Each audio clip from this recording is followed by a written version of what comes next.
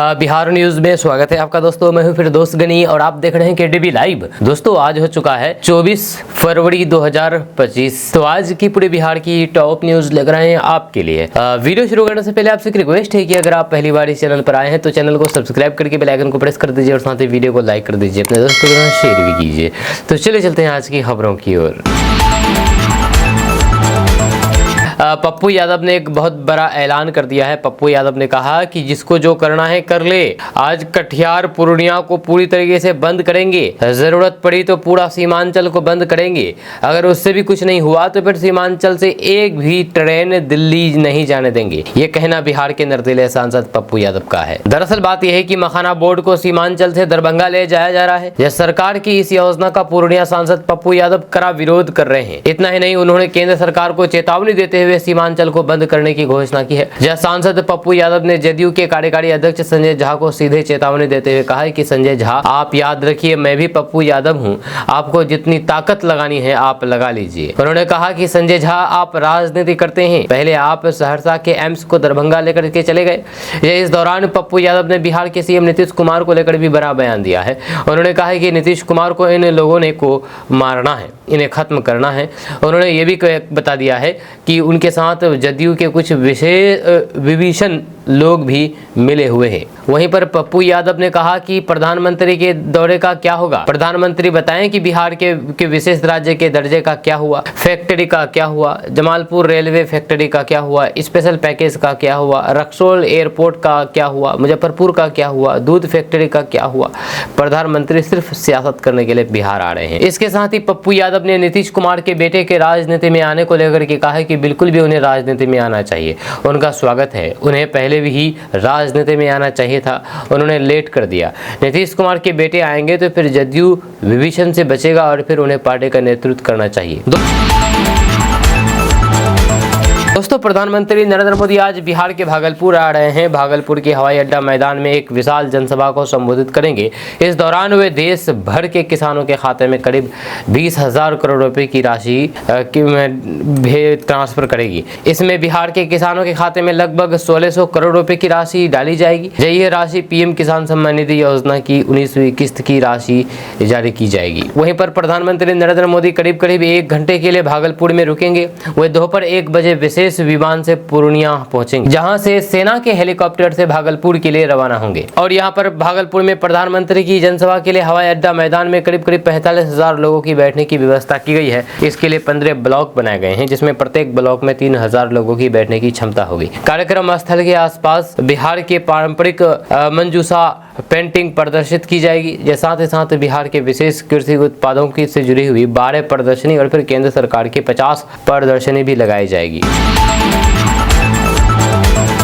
दोस्तों बिहार के मुख्यमंत्री नीतीश कुमार ने 12 लाख सरकारी नौकरियां देने का वादा कर रखा है। लिहाजा बिहार के सारे सरकारी विभागों में चुन चुन करके खाली पड़े पदों को भरा जा रहा है और भर्तियां निकाली जा रही है। अब एक और विभाग में बम्पर बहाली करने का ऐलान कर दिया है। इसके लिए पद सृजित किए जा चुका है। खास बात यह है कि इसमें मैट्रिक पास से लेकर के ग्रेजुएशन करने वालों को मौका मिलेगा। आपको बता दूं कि बिहार सरकार के नगर विकास विभाग में 663 गैर तकनीकी पदों पर बहाली होगी। नगर विकास मंत्री नितिन नवीन के आदेश पर विभाग के विभिन्न कार्यालयों में पद सृजित किया गया है। जब विभाग ने अपने स्तर से तैयारी कर ली है, अब जल्द ही कैबिनेट से मंजूरी लेकर के नियुक्ति प्रक्रिया शुरू कर दी जाएगी। नगर विभाग में एकीकृत शहरी अभियंत्रण कार्यालयों में उच्च वर्गीय लिपिक, लेखपाल, निम्न वर्गीय लिपिक, डाटा एंट्री ऑपरेटर, कार्यालय परिचारी आदि जैसे पद सृजित किए गए हैं। जहाँ कार्यालय परिचारी के लिए मैट्रिक की योग्यता जरूरी होगी, तो फिर निम्न वर्गीय लिपिक के लिए इंटर, वहीं पर उच्च वर्गीय लिपिक के लिए ग्रेजुएट कैंडिडेट को मौका मिलेगा। दोस्तों बिहार के मुजफ्फरपुर जिले में से एक बड़ी खबर सामने आ रही है। आपको बता दें कि मुजफ्फरपुर जिले के औराई प्रखंड क्षेत्र में एक 100 साल पुराना पुल ताश के पत्तों की तरह बिखर गया, जिससे आवागमन पूरी तरीके से प्रभावित हो गया है। यह हादसा गहरा हथौड़ी अमनौर औराई सड़क मार्ग पर अमनौर खाखर टोला के पास हुआ है। गनीमत रही कि हादसे के महज कुछ मिनट पहले ही एक बस पुल से गुजर चुकी थी, जिससे कोई भी जान माल का नुकसान नहीं हुआ। हालांकि इस पुल के गिरने से औराई प्रखंड के अतरार, अमनौर, महेश्वरा और फिर कटरा प्रखंड की बेरई दक्षिणी पंचायत सहित करीब 1.5 लाख से अधिक की आबादी प्रभावित हुई है। अब इन इलाकों के लोगों को शहर जाने के लिए 7 किलोमीटर अधिक दूरी तय करनी होगी, जिसमें अधिकतर रास्ता पैदल पार करना पड़ेगा। वहीं पर स्थानीय लोगों ने आरोप लगाया है कि करीब 1.5 साल पहले इस सड़क की मरम्मत कराई गई थी, लेकिन इस दौरान पुल की फिटनेस की जांच नहीं की गई। ग्रामीणों का कहना है कि मरम्मत कार्य में लापरवाही बरती गई थी, जिसके कारण पुल की हालात नजरअंदाज कर दी गई। लोकसभा चुनाव के दौरान भी इसी पुल के पास एक ट्रक गिर गया था, जिससे इसके जर्जर होने के संकेत पहले ही मिल चुके थे। इसके बावजूद भी अधिकारियों और फिर अभियंताओं ने पुल की मरम्मत या फिर पुनर्निर्माण की दिशा में कोई भी ठोस कदम नहीं उठाया है। दोस्तों, बिहार के पूर्णिया के सांसद पप्पू यादव ने महाकुंभ को लेकर के एक विवादित बयान दिया है। जो आपको बता दूं कि प्रयागराज में लगने वाले महाकुंभ में 60 करोड़ लोगों के पहुंचने के बागेश्वर धाम के धीरेन्द्र शास्त्री के दावे को पप्पू यादव ने खारिज कर दिया है। वहीं पर उन्हें बंदर तक बता दिया है। जहां पप्पू यादव बेगूसराय पहुंचे थे और उन्होंने मीडिया से बातचीत करते हुए जहां पर नीतीश कुमार के प्रति नरम रुख दिखाया है, वहीं पर बीजेपी पर हमला बोला है। बागेश्वर बाबा के हिंदुओं के जागने और 60 करोड़ लोगों के स्नान करने के दावे पर पप्पू यादव गुस्से में लाल पीला होते हुए दिखाई दिए। उन्होंने कहा है कि हमको तो समझ में नहीं आता है कि आप लोग किस आगेश्वर बागेश्वर की बात करते हैं। यह आस्था से जुड़ी हुई चीज है। जब बागेश्वर और उसकी माँ बाप पैदा नहीं हुए थे तब से कुंभ चला आ रहा है। इसको कुंभ का क्या पता, ये लोग तो बंदर है। हम ऐसे बाबाओं को बंद करते हैं, हम ऐसे बाबाओं को बंदर कहते हैं जो भी कुछ बोल देता है पब्लिक और फिर गरीबों के बारे में, इसलिए हम बंदर आदि का चर्चा नहीं करते। जी हाँ, वहीं पर पप्पू यादव ने आंकड़ों की बात करते हुए कहा कि भारत की आबादी 140 करोड़ की है, जिसमें 23 से 24 करोड़ लोग, जिनमें बौद्ध, जैन, महावीर, सिख, मुस्लिम और फिर अम्बेडकरवादी विचारधारा के लोग हैं। बचे 84 करोड़ लोग जब 5 किलो अनाज खाने वाले लोग हैं, जिसके पास पैसा नहीं होता है। उनमें से अगर 1 करोड़ लोग चला भी गया तो फिर कौन सी बड़ी बात हो गई। दोस्तों, बिहार में प्री मानसून सीजन शुरू होते ही बारिश होने के आसार है। जब बिहार में 1 मार्च से प्री मानसून सीजन शुरू होता है, जब इस दिन 13 जिलों के 1-2 स्थानों पर हल्की बारिश होने की संभावना है। मौसम विभाग के अनुसार 8 जिलों के 29 शहरों में हल्के से मध्यम स्तर की बारिश हुई है। इस दौरान सबसे अधिक बारिश भागलपुर शहर में 13 मिलीमीटर हुई है। इसके अलावा बचे हुए शहरों में 12.8 से 1.2 मिलीमीटर के बीच बारिश हुई है। अगले 2 दिनों तक बिहार के अधिकतम और फिर न्यूनतम तापमान में विशेष बदलाव होने के आसार नहीं है। वहीं पर मौसम विभाग के अनुसार 1 मार्च से पटना, मुंगेर और फिर खगड़िया जिलों के 1-2 स्थानों पर हल्की बारिश की चेतावनी जारी की गई है। दोस्तों, बिहार के किसानों को बड़ी राहत दी गई है। आपको बता दूं कि बिहार में किसानों को खेती के लिए मुफ्त में बिजली का कनेक्शन दिया जा रहा है। बिजली कनेक्शन की मदद से किसान अपना बोरिंग पंप सेट चला सकते हैं। सबसे बड़ी बात यह है कि पंप सेट चलाने के लिए किसानों को सरकार 55 पैसे प्रति यूनिट बिजली मुहैया करा रहा है। इस दिशा में कई जिलों में काम किया जा रहा है जहाँ पर विभाग बिजली कनेक्शन मुफ्त उपलब्ध करा रहा है। जब विभाग के मुताबिक किसान सस्ती बिजली कनेक्शन के लिए सुविधा पोर्टल पर जाकर के आवेदन कर सकते हैं। किसान अगर इसको लेकर के आवेदन करते हैं तो फिर जिसकी जांच कराई जाएगी। उसके बाद किसानों को जांच के बाद विभाग तार और फिर पोल पहुंचाने का काम करेगा और इसके बाद आप बिजली कनेक्शन प्राप्त कर सकते हैं। अब आप सोच रहे होंगे कि आखिर हम अगर बिजली कनेक्शन लेते हैं तो इसके लिए कौन सी दस्तावेज की जरूरत पड़ेगी। तो आपको बता दें कि बिजली कनेक्शन लेने के लिए जमीन का रसीद, आधार कार्ड, किसान कार्ड आदि बना हुआ है तो भी जमा करना होगा। इसके बाद विभाग की टीम इनके साइट पर जाँच करने जाएगी। जाँच के बाद किसान को लाइन सप्लाई करने का काम किया जाएगा। एजेंसी द्वारा ये काम किया जा रहा है। अभी काम थोड़ी धीमी है। जैसे ही गेहूं की कटाई होगी उसके बाद ये काम और भी रफ्तार पकड़ेगी। दोस्तों, सीएम नीतीश कुमार के बेटे निशांत को लेकर के इन दिनों चर्चाओं का बाजार गर्म है। कहा जा रहा है कि विधानसभा चुनाव से पहले निशांत सियासत में एंट्री लेंगे, यानी कि नीतीश कुमार के बेटे। अब इस मामले में तेजस्वी यादव ने भी प्रतिक्रिया दी है। जहां तेजस्वी यादव ने मीडिया से बातचीत करते हुए कहा है कि निशांत राजनीति में आते हैं तो उन्हें बेहद खुशी होगी। वे तो चाहते हैं कि सबसे पहले निशांत शादी कर लें। तेजस्वी यादव ने कहा है कि निशांत को सोचना पड़ेगा कि उनके पिताजी के साथ कैसे लोग रह रहे हैं। प्रधानमंत्री मोदी हो, सम्राट चौधरी हो या फिर विजय सिन्हा या चिराग पासवान, पासवान। ये लोग उनके पिताजी के बारे में पहले क्या क्या बोलते रहते थे। चिराग पासवान तो पहले प्रेस कॉन्फ्रेंस करके कहते थे कि नीतीश जी का दिमाग खराब हो गया है। मांझी जी कहते थे कि नीतीश स्वस्थ नहीं है। प्रधानमंत्री नरेंद्र मोदी ने तो उनके डीएनए पर ही सवाल उठा दिया था। निशांत अब इनके चीजों के बारे में सोचें, वे जदयू को भाजपा से बचा सकते हैं। आपको बता दूं कि सीएम नीतीश कुमार के बेटे निशांत कुमार के जदयू में शामिल होने की अटकलें काफी तेज है। अचानक से उनकी सक्रियता बढ़ी हुई दिख रही है। जहां हाल ही में उन्होंने पटना एयरपोर्ट पर पत्रकारों से बातचीत में जनता से अपील की थी कि उनके पिता नीतीश कुमार को ही फिर से सीएम बनाएं। जेडीयू दफ्तर के बाहर निशांत के पोस्टर लगे हैं जिसमें कहा जा रहा है कि बिहार करे पुकार, आइए निशांत कुमार।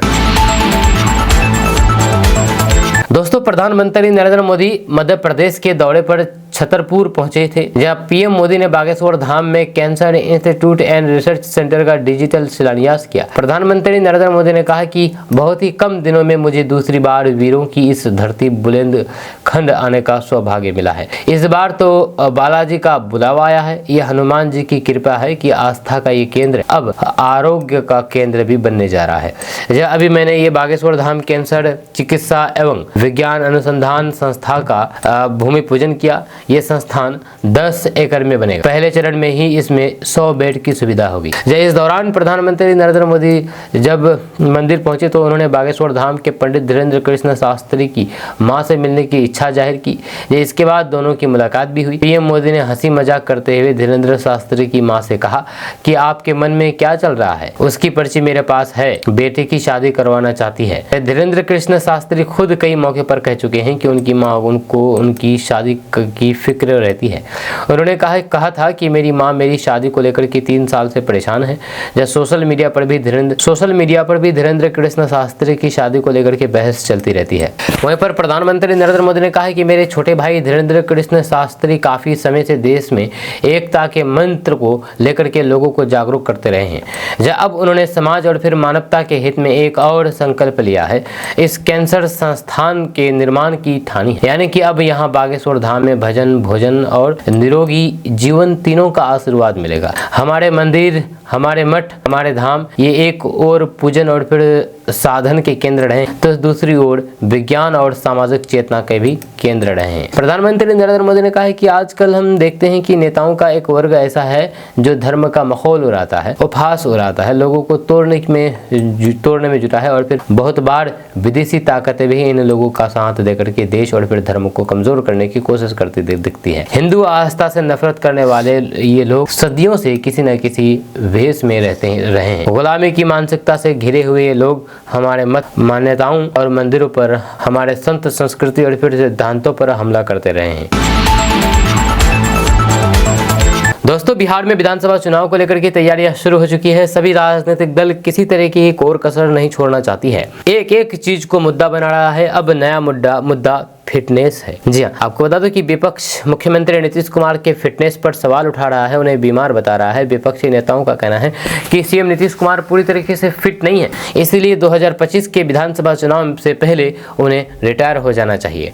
वहीं पर सीएम नीतीश कुमार के बेटे निशांत कुमार ने स्पष्ट तौर पर कह दिया है कि उनके पिताजी यानी कि सीएम नीतीश कुमार पूरी तरीके से फिट हैं। जहाँ 100% वे ठीक है। आगामी चुनाव में जनता उन्हें वोट करें। इन सब के बीच नेता प्रतिपक्ष तेजस्वी यादव ने बड़ा बयान दिया है। तेजस्वी यादव ने निशांत को नसीहत भी दे दी है और अपने पिता लालू प्रसाद यादव को सीएम नीतीश कुमार से ज्यादा फिट भी बता दिया है। दोस्तों, बिहार के किसानों ने प्रधानमंत्री किसान सम्मान निधि योजना से मिलने वाली राशि को बढ़ाने की मांग की है। पीएम मोदी के बिहार दौरे से पहले बिहार के किसानों ने प्रधानमंत्री नरेंद्र मोदी से ये मांग की है। जी हां, प्रधानमंत्री नरेंद्र मोदी आज 24 फरवरी को बिहार के भागलपुर आ रहे हैं। जब प्रधानमंत्री नरेंद्र मोदी पीएम किसान सम्मान निधि योजना की आज 19वीं किस्त भी बिहार के भागलपुर से जारी करेंगे। वहीं पर इससे ठीक एक दिन पहले बिहार के किसानों ने इस योजना की तारीफ करते हुए लिखा कि इसमें कोई भी दो मत नहीं है कि ये योजना अच्छी है, लेकिन अगर किसान सम्मान निधि योजना के तहत मिलने वाली राशि को 6,000 रुपए से बढ़ा करके 10,000 रुपए कर दिया जाए तो फिर ज़्यादा बेहतर रहेगा। क्योंकि आज की तारीख में महंगाई बढ़ गई है, इसलिए खेती बाड़ी से संबंधित उपकरण खरीदने में काफ़ी परेशानियों का सामना करना पड़ता है। ऐसे में ये बेहतर रहेगा कि इस योजना के तहत मिलने वाली राशि को बढ़ा दिया जाए। वहीं पर किसानों ने प्रधानमंत्री किसान सम्मान निधि योजना की तारीफ करते हुए लिखा है कि खेती बाड़ी हमारा पुश्तैनी काम है। मेरे दादाजी फिर पिताजी भी खेती करते रहे हैं। अब हम भी कर रहे हैं। जब मेरे पिताजी खेती करते थे तो फिर वे लोग बहुत सारी चुनौतियों का सामना करना पड़ता था उन लोगों को, जब तब उनके पास पैसे भी नहीं होते थे। दोस्तों, इसी साल बिहार में विधानसभा चुनाव है। चुनाव समय से पहले भी हो सकते हैं, इसके संकेत भी मिल रहे हैं। वैसे समय पर भी हुआ तो फिर नवंबर में नई सरकार शपथ ग्रहण हो जाएगी, नवंबर महीने में। जब मतलब अब अधिकतम 9 महीने बचे हैं। इन 9 महीनों के दरमियान बिहार की राजनीति के गर्भ में क्या पलेगा बढ़ेगा, ये प्रधानमंत्री नरेंद्र मोदी 24 फरवरी को बता देंगे। जब आपको बता दें कि बीजेपी प्रधानमंत्री मोदी के भागलपुर दौरे को लेकर के तैयारी में है, लेकिन सत्ता में उसके सहयोगी जनता दल यूनाइटेड यानी कि जेडीयू का उत्साह उससे भी ज्यादा है, क्योंकि प्रधानमंत्री नरेंद्र मोदी देश के लिए किसान सम्मान निधि योजना की 19वीं किस्त तो जारी करेंगे, लेकिन उससे भी बड़ी बात यह है कि ये होगी कि औपचारिक तौर पर बिहार में फिर नीतीश कुमार ऐलान करेंगे। मंच पर प्रधानमंत्री मोदी के साथ बिहार के सीएम नीतीश कुमार भी रहेंगे और उनके सामने इस ऐलान का जदयू को इसका बेसब्री से इंतजार है। प्रधानमंत्री नरेंद्र मोदी अपने या फिर भाजपा के मन की नहीं बल्कि सहयोगी दल जेडीयू के मन की बात करेंगे, ये वक्त की मांग है। इसलिए आज ही राफ साफ हो जाए तो फिर 9 महीने की तैयारी पूरी ताकत के साथ होगी। फिर भाजपा के सभी नेता बार बार ये कह रहे हैं कि 2025 का विधानसभा चुनाव मुख्यमंत्री नीतीश कुमार के चेहरे पर ही लड़ा जाएगा, लेकिन जदयू इससे संतुष्ट नहीं है। जहाँ विपक्षी आरजेडी और कांग्रेस ही नहीं बल्कि मीडिया का एक बड़ा हिस्सा अभी बार बार नीतीश कुमार के तीसरी बार पलटने की बात कह रहा है, तो फिर उसके पीछे यही संशय है जिससे खत्म होने का समय आ गया है लगता है। ये संशय महाराष्ट्र में भाजपाई मुख्यमंत्री बनने के बाद से गहराता जा रहा है। महाराष्ट्र घटनाक्रम के बाद गृह मंत्री अमित शाह से जब पूछा गया था कि बिहार में ऐसा कुछ तो नीतीश कुमार के साथ नहीं होगा, तो उन्होंने चुप्पी साध ली थी। उसके बाद से ही नीतीश कुमार को लेकर के तरह तरह की अफवाहें उड़ती जा रही है। दोस्तों, बिहार में किसानों को मखाना उत्पादन और मछली पालन के लिए लीज पर जमीन देने की प्रक्रिया को सरल बनाया जाएगा। यह सरकार इस पर गंभीरता से विचार करेगी। प्रधानमंत्री नरेंद्र मोदी की भागलपुर में होने वाली किसान रैली से एक दिन पहले बिहार के डिप्टी सीएम सम्राट चौधरी ने ऐलान कर दिया है। उन्होंने दरभंगा में मखाना अनुसंधान केंद्र में कार्यक्रम को संबोधित करते हुए कहा कि देश के कुल मखाना उत्पादन का 85% हिस्सा बिहार में पैदा होता है। उन्होंने मखाना बोर्ड बनाने के लिए प्रधानमंत्री नरेंद्र मोदी और फिर केंद्रीय कृषि मंत्री शिवराज सिंह चौहान को धन्यवाद दिया है। वहीं पर डिप्टी सीएम सम्राट चौधरी ने कहा है कि मखाना बोर्ड का गठन होने से इसकी गुणवत्ता बढ़ाने और फिर उत्पादन की दुनिया भर में अच्छी मार्केटिंग करने में सहायता मिलेगी। दोस्तों, प्रधानमंत्री नरेंद्र मोदी आज बिहार के भागलपुर में होंगे। बिहार के भागलपुर में आ रहे हैं, यहाँ से उन्हें प्रधानमंत्री किसान सम्मान निधि योजना की किस्त जारी करेंगे। अब इसको लेकर के राजनीति तेज हो गई है। आपको बता दें कि पीएम मोदी के दौरे को लेकर के एक और बिहार एनडीए के नेता काफ़ी उत्साहित हैं, खुश हैं, तो दूसरी ओर विपक्षी नेता निशाना बना रहे हैं। वहीं पर तेज प्रताप यादव ने प्रधानमंत्री मोदी के दौरे पर कहा कि वे दंगा फैलाने के लिए बिहार आते हैं। अब उनके दौरे पर जनसुराज के नेता प्रशांत किशोर का बयान सामने आया है। उन्होंने कहा है कि अब बिहार में चुनाव है तो फिर उनको सिर्फ बिहार ही दिखेगा। अब उनको सिर्फ बिहार की ही चिंता होगी। इसमें नई बात क्या है, जब पीएम सिर्फ उसी राज्य में दिखते हैं जहां चुनाव होता है। जब कुछ दिन पहले उनको महाराष्ट्र दिख रहा था क्योंकि वहां चुनाव था, इसी तरह हरियाणा और फिर झारखंड दिख रहा था। अब अचानक से उनको बिहार का गौरवशाली इतिहास दिखाई देने लगेगा। तो वहीं पर लक्ष्यशिला और फिर विक्रमशिला को यही ला के देंगे। दोस्तों, कांग्रेस पार्टी बिहार में अपनी जमीनी तैयारी तेज करती है, जिसका लक्ष्य आगामी विधानसभा चुनाव में शानदार प्रदर्शन करना है। हरियाणा, महाराष्ट्र और फिर दिल्ली में मिली असफलताओं के बाद कांग्रेस विभिन्न रणनीतियों पर काम कर रही है। कांग्रेस का प्रयास संगठनात्मक ढांचे को मजबूत करने पर केंद्रित है, जिसमें पहले से ही कई समायोजन लागू किए जा चुके हैं। उद्देश्य स्पष्ट है, बिहार विधानसभा चुनाव में महत्वपूर्ण उपस्थिति सुनिश्चित करना।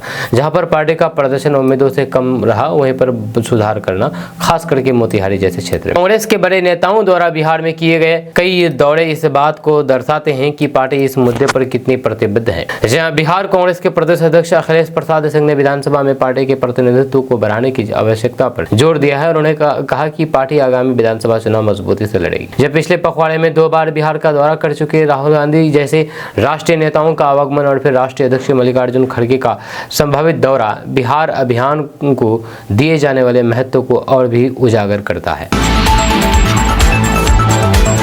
दोस्तों, बिहार सरकार ने घरेलू हिंसा से पीड़ित महिलाओं की सुरक्षा और फिर सहायता के लिए एक अहम फैसला लिया है। बिहार सरकार ने पूरे बिहार में 140 पूर्णकालिक संरक्षण पदाधिकारियों की नियुक्ति करने का निर्णय लिया है। इस कदम के तहत समाज कल्याण विभाग अनुमंडल, जिला और फिर राज्य स्तर पर अधिकारियों की तैनाती करेगा ताकि महिलाओं को त्वरित और प्रभावी न्याय मिल सके और उन्हें उचित संरक्षण मिल सके। आपको बता दूं कि इस योजना के तहत बिहार सरकार महिला सुरक्षा के लिए एक और महत्वपूर्ण कदम उठाते हुए घरेलू हिंसा और फिर अन्य अपराधों से पीड़ित महिलाओं को त्वरित सहायता प्रदान करने के लिए 11 नए वन स्टॉप सेंटर यानी कि OSC खोलने जा रही है। ये नए सेंटर मुजफ्फरपुर, गया, पूर्वी चंपारण, पश्चिमी चंपारण, पूर्णिया, कटिहार, रोहतास, मधुबनी, कैमूर, औरंगाबाद और जमुई जिला में स्थापित किए जाएंगे। अब तक बिहार में 39 वन स्टॉप सेंटर काम कर रहा है, जिनमें पटना में 2 केंद्र भी शामिल है। नए 11 केंद्रों के खुलने के बाद इनकी कुल संख्या 50 तक पहुंच जाएगी। दोस्तों, मुख्यमंत्री की प्रगति यात्रा ने नई आधारभूत संरचना के निर्माण को लेकर के बड़ा प्लेटफॉर्म तैयार कर दिया है। ऐसा नहीं है कि केवल पुल, पुलिया, बाईपास, एलिवेटेड कॉरिडोर और फिर रिंग रोड निर्माण की घोषणा मुख्यमंत्री ने की है, बल्कि जल संसाधन, भवन निर्माण और फिर चिकित्सा के क्षेत्र में आधारभूत संरचना के निर्माण पर बड़ी संख्या में प्रोजेक्ट की घोषणा के बाद उनमें बहुतों के लिए कैबिनेट से राशि की भी मंजूरी कर दी गई है। प्रगति यात्रा के दौरान मुख्यमंत्री नीतीश कुमार ने इस बात को केंद्र में रखा कि शहरों में सड़कों पर लगातार बढ़ रहे ट्रैफिक का बोझ कम हो जाए। इसके लिए नई आधारभूत संरचना को विकसित करने को लेकर के कई ऐलान हुए। जब पटना में जेपी गंगा पथ को कोइलवर तथा पूर्व में मोकामा तक ले जाने, जब नेहरू पथ में नाले को पाट कर सगुना मोड़ से रूपसपुर नहर तक सड़क बनाने, गोला रोड के चौड़ीकरण और फिर 2 अन्य मोहल्लों क्रमश राजीव नगर और फिर आनंदपुरी नाले को पाट करके सड़क बनाने की घोषणा की गई। इसके अलावा कई सड़कों के चौड़ीकरण को लेकर के मुख्यमंत्री ने ऐलान किया है। दोस्तों, प्रधानमंत्री नरेंद्र मोदी ने मन की बात कार्यक्रम को संबोधित किया। ये इस कार्यक्रम का 119वां एपिसोड था। इस दौरान प्रधानमंत्री नरेंद्र मोदी ने इस महिला दिवस पर एक नई पहल की घोषणा की है। उन्होंने कहा है कि इस बार महिला दिवस पर मैं एक ऐसी पहल करने जा रहा हूं जो हमारी नारी शक्ति को समर्पित होगी। इस विशेष अवसर पर मैं अपने सोशल मीडिया अकाउंट जैसे एक्स, इंस्टाग्राम के अकाउंट्स को देश के कुछ इंस्पायरिंग वुमेन को एक दिन के लिए सौंपने जा रहा हूँ। प्रधानमंत्री नरेंद्र मोदी ने कहा है कि ऐसी महिला जिन्होंने अलग अलग क्षेत्रों में उपलब्धियां हासिल की है, जो इनोवेशन किया है, अलग अलग क्षेत्र में अपनी एक अलग पहचान बनाई है। 8 मार्च को महिला दिवस के अवसर पर वे अपने कार्य और अनुभव को देशवासियों के साथ शेयर करेगी। प्लेटफॉर्म भले ही मेरा होगा, लेकिन वहाँ उनके अनुभव, उनकी चुनौतियाँ और फिर उनकी उपलब्धियों की बात होगी। दोस्तों, बिहार में पूर्णिया के परिवार परामर्श केंद्र में एक अजीब मामला सामने आया। यहाँ एक महिला के साथ 2 लोग पहुंचे। इनमें एक हिंदू है तो दूसरा व्यक्ति मुस्लिम। दोनों ने महिला को अपनी पत्नी होने का दावा किया है। अब उलझन परिवार परामर्श केंद्र में बैठे अधिकारी आ गए। जब तीनों को समझाया, नहीं माने तो डांट लगाई। तब पता चला कि महिला पहले से शादीशुदा थी, लेकिन पति को धोखा देकर के उसने अपने प्रेमी से विवाह रचा लिया था। दरअसल पूर्णिया के सरसी थाना क्षेत्र में चंपावती गांव के रहने वाले एक व्यक्ति ने पुलिस में रिपोर्ट दर्ज कराई थी, जब आरोप लगाया था कि एक युवक उनकी बेटी को भगा ले गया। जब पुलिस ने आरोपी युवक को थाना बुलाया और पूछताछ की। इस दौरान शिकायतकर्ता के साथ एक और युवक थाने पहुंच गया, जहां उसने तुरंत खड़े होकर के आपत्ति जताई। उन्होंने कहा कि युवती की शादी उसके साथ हुई है और उसने भी दस्तावेज दिखाए। उन्होंने कहा कि लड़की के पास में खराब बच्चा उसका ही है। ऐसे में पुलिस ने इसे घरेलू मामला बताते हुए परिवार परामर्श केंद्र को रेफर कर दिया। यहाँ पर दोनों युवकों के दस्तावेजों की जांच की गई। इनमें से एक शादी को 3 महीने पहले का बताया गया था, जबकि महिला की गोद में 1.5 साल का बेटा था। ऐसे में केंद्र के सदस्यों ने लड़के और फिर लड़की को फटकार लगाई। इसके बाद लड़की ने कबूल किया है कि उसने पति को धोखा देकर के दूसरे समुदाय के युवक से शादी कर ली। इससे पहले उसने धर्म परिवर्तन भी कर लिया है। इस बयान के बाद मामला तनावपूर्ण हो गया। हालांकि परिवार परामर्श केंद्र ने पहले पति के से बिना तलाक लिए हुए दूसरी शादी को हिंदू और फिर मुस्लिम धर्म के खिलाफ बताया है। वहीं पर केंद्र की सदस्य बबीता चौधरी ने बताया है कि हिंदू मैरिज एक्ट और फिर मुस्लिम मैरिज एक्ट दोनों में बिना तलाक के पति या फिर पत्नी दूसरी शादी नहीं कर सकता। मुस्लिम युवक ने एक शपथ पत्र दिया है जिसमें 6 साल पहले ही भगा करके शादी की बात कही गई। वहीं पर चूंकि उम्र के अनुसार 6 साल पहले लड़की नाबालिग थी, इसलिए एक नाबालिग को भगा करके शादी करने पर उसके खिलाफ पॉक्सो एक्ट लगेगा। वहीं पर लड़की पहले से शादीशुदा है, इसलिए भगा करके शादी हुई तो फिर अपहरण का चार्ज चार्ज भी लग सकता है। केंद्र ने लड़की की दूसरी शादी को पूरी तरीके से अवैध बताया है, जबकि लड़की के पहले पति और फिर उसके पिता ने 3 साल पहले शादी की बात कही है। जहाँ लड़की अभी भी मुस्लिम युवक के साथ ही रहने की जिद कर रही है, जहाँ उधर उसका पति असली पति अब भी उसकी गलती को माफ करके अपनाने की बात कह रहा है। जहाँ लड़की की नहीं, वहीं पर लड़की के नहीं मानने पर पहले पति ने बच्चे के जन्म के संबंध में हॉस्पिटल का पूरा सबूत दिखाया और बच्चे पर दावा कर दिया। इसके बाद केंद्र ने बच्चे को उसके पिता को सौंपने का आदेश दिया। यह आदेश सुनते ही लड़की ने माफी मांगते हुए अपने असली पति के पास ही रहने की अनुमति मांग ली। अब इस लड़की का सुदृढ़ीकरण करा करके घर वापसी की तैयारी हो रही है।